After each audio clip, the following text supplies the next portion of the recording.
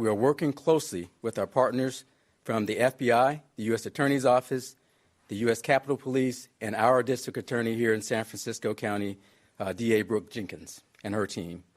The motive for this attack is still being determined. All this comes just 11 days before the midterms. Now, this attack is not the first unthinkable act of violence directed towards politicians, their families, their staffs, or supporters. Earlier this week, Democratic candidate for Arizona Governor Katie Hobbs' campaign office was broken into. Someone has been arrested and charged. And this past Sunday, a canvasser for Republican Senator Marco Rubio was assaulted. The victim told police that he was targeted because he was handing out flyers for the senator. 2 people have been arrested and charged. So that is just 3 incidents in a few days. And of course, we cannot forget what happened 5 years ago. Republican Congressman Steve Scalise was one of 6 people shot. It happened at a practice for the annual congressional baseball game, an event put on for charity. Congressman Scalise nearly lost his life that day. And in 2011, Democratic Congresswoman Gabby Giffords was shot in the head, another near-fatal situation. It happened outside an event where she was speaking with constituents. 6 people were killed. Earlier, I spoke with Virginia Governor Glenn Youngkin about all this and more. Governor, thank you for joining me. And you are getting barbecued by some on Twitter for a comment you made about Speaker Pelosi. I want to know if you want a do-over. Then the comment was, there is no room for violence anywhere, but we're going to send her back to be with him in California. I guess people thought that it was not a joke. It's too soon because we're still waiting to hear how Paul Pelosi is. Do you want a do-over on this comment? Well, I just want to reiterate that there is no room for violence in America. And the fact that someone broke into their home and assaulted him so violently is just beyond belief. It is tragic. And I just lift them up in our prayers. The First Lady and I were just talking about it, that he recovers fully. Listen, there is no room for this in America. And we have to stop this. And this lawlessness has gotten out of control. And I do sincerely hope that Speaker Pelosi's husband recovers fully and quickly. All right. So do you want a do-over? Basically, you're sorry for it. I guess I'm asking you. Well, I've said earlier that there's no room for violence in America, and there just isn't. And the bottom line is that if we cannot be safe in our own homes, then we've got just tremendous challenges. But at the core of this is that a terrible thing happened to the Speaker's husband, and it should never happen. And we just wish him a speedy recovery. And as I said, the First Lady and I keep him in our prayers. All right, let me turn now to fentanyl, a story we've covered here almost every night for the past 6 weeks, I think, on this show. It's killing people across the country, 78,000 just last year, more than automobile guns tied up, guns included. You are in favor of making it part of the Virginia statute felony murder, so you can charge distributors, sellers with murder. It was turned down by the prior governor. Why do you want this now? Well, we're having a fentanyl crisis across America and in Virginia, and it starts with a border crisis that started at the White House, and they're doing nothing to put it in check. And the free flow of people and the free flow of illegal drugs has turned every state into a border state. And over 75% of our overdoses in Virginia are from fentanyl.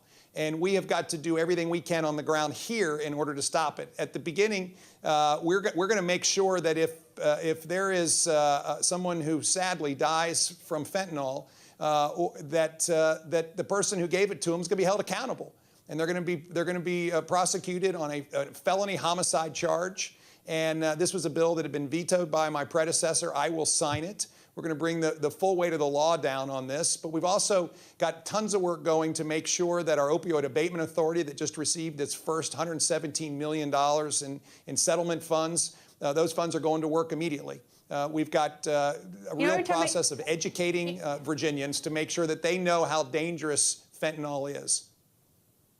You know, every time I hear about the abatement, though, the first thing I think about is that, look, I often say, and maybe sarcastically, is you don't need drug rehab for fentanyl. You need a funeral home because so many people die just taking a very little bit. But the drug abatement is after so late in sort of the chain of when this happens and when it hits our streets. And I don't know why it's not a higher priority in Congress and the White House. I 100% agree. I mean, they are ignoring this problem. It is a national epidemic. It starts at the border, And as a governor, our job is we have beefed up law enforcement, we're beefing up prosecution, and we're going to do everything we can to educate families about the danger of this drug. And it's not just from overdoses. People are being poisoned, and other commonly taken painkillers are being laced with fentanyl, and people are dying unnecessarily. And this is an absolute crisis in our country. The White House and Congress have to get moving, and governors are fighting with everything we've got, but we need a lot of help. You're a very popular governor these days on the campaign trail for the Republican governors and the Republican wannabe governors. Whether it's Arizona with Kari Lake or Wisconsin with Mr. Michaels, Kristi Noem in South Dakota, Brian Kemp in Georgia. They all want to talk to you, so you're out campaigning with them. What seemed to be sort of where you got the spotlight particularly was with curriculum in schools. When you go out around the country, are you finding that that's a topic that's resonating as well in those other states? Yeah, absolutely. Last year, Virginians stood up together. It wasn't Republicans versus Democrats. And Virginians stood up and said, we are going to get change in our schools. We're going to put parents back, not just at the table, but at the head of the table and empower them in the lives of their children.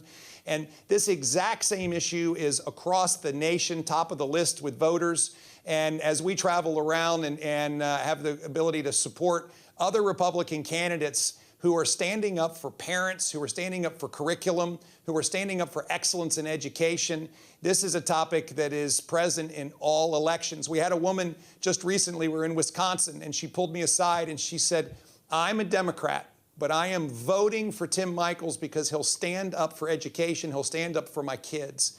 This is top of the issue list. It brings people together. It's not Republicans against Democrats. It's American families standing up and saying no more. You know, it's interesting, though, is that, you know, what the issue is that I think the Democrats thought that Dobbs would drive a lot of voters to the polls, and maybe it will, the abortion decision. But poll after poll talks about inflation and the economy. You know, and I think, I see that, and I see education. I think, why I'm a little bit surprised that Democrats aren't trying to focus more on that, and especially since with inflation, it hits everybody. It's bipartisan. Yeah, this is a simple set of kitchen table concerns. Inflation's running away from everyone. The silent thief is stealing thousands of dollars from hardworking Virginians and Americans. Runaway crime is putting everybody in real jeopardy. And then finally, real concerns about what's happening in schools. It's inflation, crime, and schools. The unfortunate reality is elected Democrat leaders have ignored it, and elected Republican leaders have gone to work. And I think that's why every state deserves a Republican governor, and I think we're going to see a landslide on November the 8th.